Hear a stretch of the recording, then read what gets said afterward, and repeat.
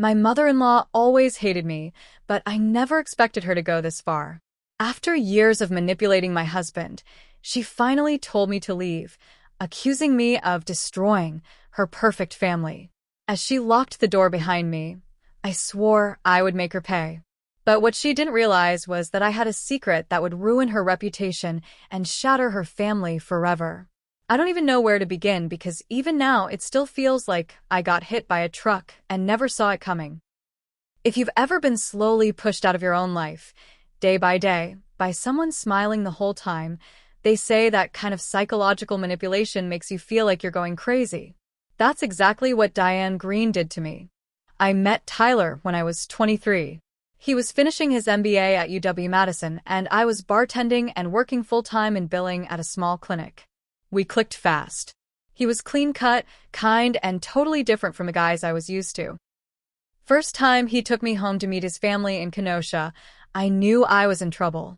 His mom didn't even try to hide her distaste. She looked me up and down like I'd shown up to dinner in a bikini. "You're from the North Side?" she asked that first night, her voice dripping with something I couldn't name yet. That was her opening move. From day one, she treated me like a threat. I was too casual, too loud, not refined. She made little comments at every family gathering about how I dressed, the kind of work I did, even how I laughed. But I kept trying. I cooked for her. I went to her charity events. I smiled when she told people I worked in office stuff, like I was a secretary. I tried for Tyler. But over the years, it wore me down. Diane didn't scream or throw things. She did worse, she planted doubts. She'd pull Tyler aside after a nice evening, and suddenly the next day, he'd be cold.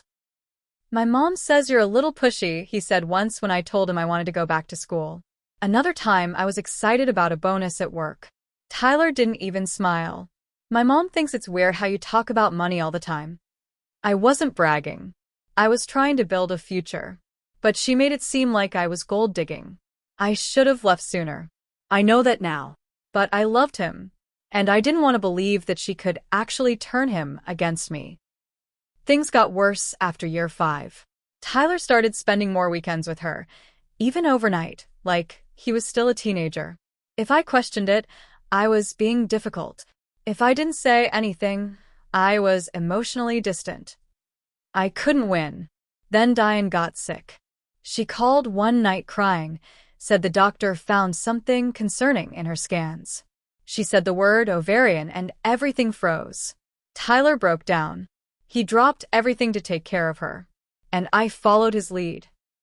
For a year and a half, we cooked, cleaned, drove her to appointments. I took time off work. I clipped coupons. I cared for that woman like she was my own mother. Until I saw her shopping at Kohl's with 2 of her friends, laughing, no wig, no scarf, no weakness. It was weird. She didn't look sick. At all. Something in me shifted. I worked in billing. I knew how insurance codes worked. I checked everything. The hospital, she said, she went and never had her name on file. The oncologist didn't exist. There were no claims filed. Nothing. She lied about having cancer. She lied to control Tyler. To keep him close. To pull him away from me. I wanted to confront her, but Tyler wouldn't have believed me. He was too deep in it, and I was already hanging on by a thread. So, I kept the proof. Screenshots. Records. A folder on a flash drive labeled taxes. I figured maybe one day I'd need it. That day came 2 years later. I came back from a work trip to find our locks changed. I stood outside in a blazer, suitcase still in hand, calling Tyler over and over. Nothing. Then Diane appeared. Hair done. Nails painted. Calm as a damn lake. "You're done here," she said. He sees what you really are now. "You've destroyed enough. Leave before I call the police." I asked where Tyler was. She smiled. He's resting. He asked me to handle this. I slept in my car, wrapped in a coat that smelled like hotel soap and tears. I kept telling myself he'd call, that it was a mistake, that Diane was just spinning one of her stories. But deep down, I knew she'd finally turned him. Completely. What she didn't know was that I still had the folder. Still had the proof. Still had the one thing she never thought I'd use. I didn't scream. I didn't show up banging on the door. I went quiet. And I started planning. After that night, I moved in with my cousin Sarah in Racine. She had a pull-out couch and no judgment. I didn't tell her everything at first, just that Tyler and I were separated. She didn't push, but I could feel it every time I opened my phone. My life was unraveling. No calls from Tyler. No texts. No explanation. Just silence. Then came the mail. 3 weeks after being locked out, I got divorce papers. Sent to my cousin's address. Diane must have known I'd go there. The petition said irreconcilable differences. No mention of the lockout. No mention of the lies. Just a clean, cold attempt to erase me. But what really hit me? Tyler didn't write a single personal note. Not even, "I'm sorry." Not even, "This isn't easy." Just a signature. That's when the rage took over. Not sadness. Not confusion. Just pure, hot rage. I pulled out the flash drive and made 5 copies. One went in my cousin's safe. Another in a rented lockbox. I emailed one to myself from a burner account. I printed the documents. Insurance fraud, fake appointment schedules, and the GoFundMe page she'd set up during her treatment, and started making calls. First was her church. I spoke to the treasurer, told him I had proof that Diane Green accepted nearly $4,000 in church donations under false pretenses. I emailed him copies of everything, medical statements, appointment no-shows, screenshots. 2 days later, her name disappeared from the prayer bulletin. By the weekend, she wasn't leading the women's brunch anymore. Then I sent an anonymous tip to the local paper. They didn't run a full article, but they started digging. I made sure of it by forwarding the GoFundMe link and a copy of her fake treatment summary. By week 5, Diane's name was mud in half the town. That's when Tyler finally reached out. He called late, 1:12 a.m. I was lying in the dark staring at the ceiling. "I don't know what you're doing," he said, "but it's hurting my mom." I laughed. Out loud. "You locked me out of my own home," I said. "You sent me divorce papers without a word. And you're worried about her? She's sick, okay?" No. She never was, I said. "I have the proof, Tyler. I know she lied about all of it. I took care of her while she was playing you." Silence. Heavy long. Then he hung up. The next day, I got a legal notice. His lawyers were pushing for an emergency hearing to speed up the divorce. Now they were saying I was emotionally unstable and threatening the family's safety. That was Diane. I knew her fingerprints anywhere. She wanted to bury me fast. Cut me off, take the house, keep the Green name clean. But I wasn't done. I filed a formal complaint with her insurance provider, citing fraudulent medical claims. I backed it with documents and demanded they investigate. A week later, I got confirmation. They were opening a case. Diane could face charges. I waited. Quietly. Patiently. Watching as the cracks started to show. Her sister stopped speaking to her. Her friends pulled back. She lost 3 charity board positions. The GoFundMe was flagged and frozen. Church members started whispering about her in the aisles. But the real twist? That was still coming. Because I hadn't released the most damaging piece yet, something that would make even her own son question everything. I was saving that. For the right moment. The fallout started slow, like cracks under pressure. Then everything began caving in. About 2 months after I filed the insurance fraud report, Diane was politely asked to step down from the church board entirely. Her name was taken off all the public newsletters. She told people it was her choice.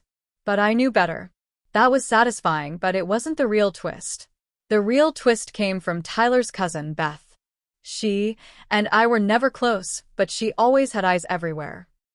One evening, she called me, quiet, nervous, like she didn't want anyone to know we were talking. "I need to tell you something," she said, "but it's not safe on the phone." Can we meet? We met at a diner in Kenosha, way off the beaten path. She sat down across from me, eyes darting. "She told Tyler you were cheating," she said.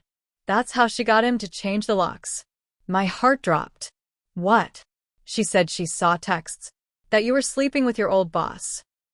She showed him fake screenshots. I saw them, but they didn't look real. She made them.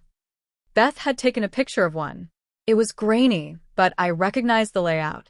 It was a Google Chat template, something anyone could make with basic HTML. She'd faked entire conversations. Whole threads of me begging some man to leave his wife. All fabricated. That was how she got Tyler to flip. She didn't just lie about cancer. She manufactured a full-blown affair. I couldn't breathe.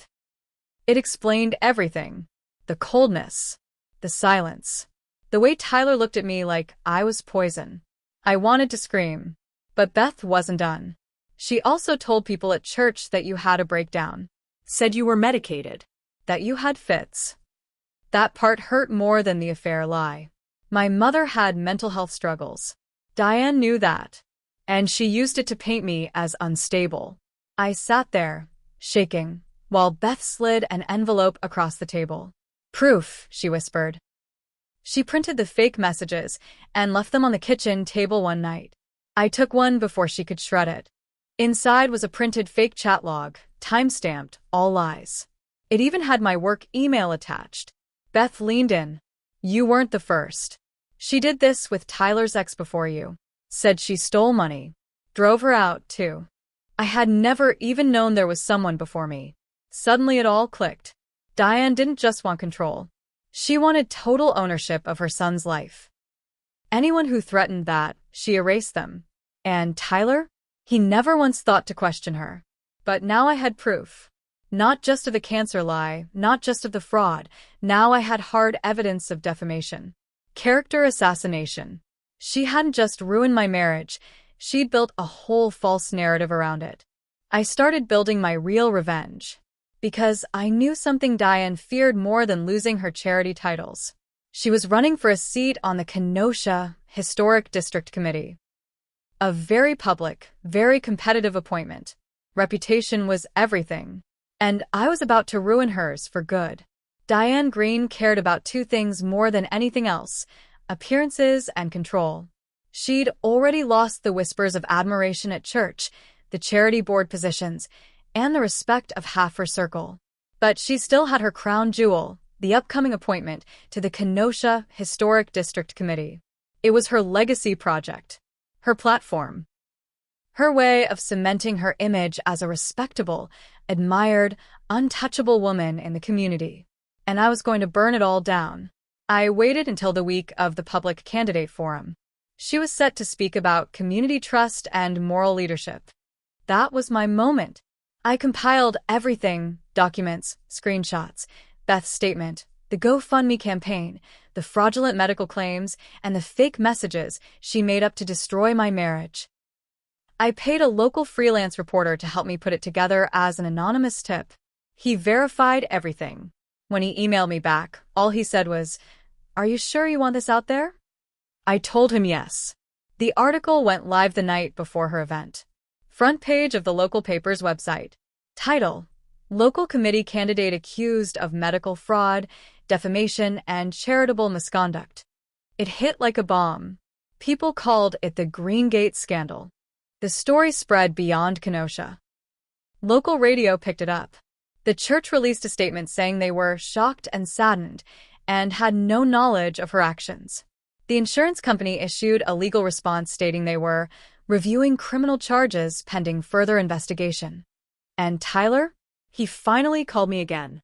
He sounded broken. "I didn't know," he said. His voice was so quiet I barely recognized it. I believed her. I was so stupid. "You didn't want the truth," I said. "You wanted to be taken care of. You wanted the easy version of reality." He didn't argue. He just kept saying, "I'm sorry. I'm so sorry." But sorry didn't unlock the door that night she threw me out. Sorry didn't erase the months I spent questioning my sanity, my worth, my place in this world. "I believed in us," I told him. "But you chose her. You let her destroy me." And then I hung up. Diane tried to fight back. She claimed I forged the evidence, that it was a smear campaign by a bitter ex-daughter-in-law. But the insurance company had records. The church had donation receipts. And the reporter had interviews from people who saw her out shopping, laughing, while pretending to be in chemotherapy.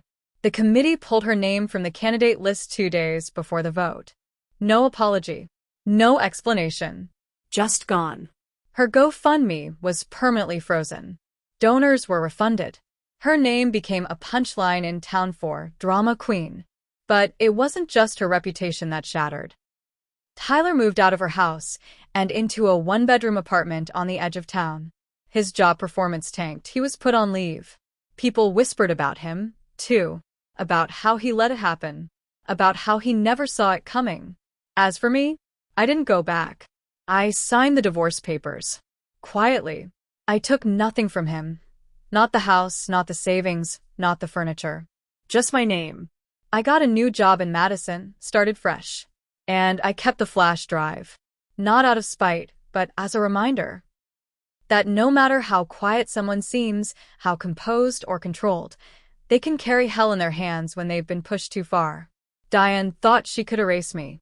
Instead, I erased the version of herself she built for decades. And I didn't raise my voice once.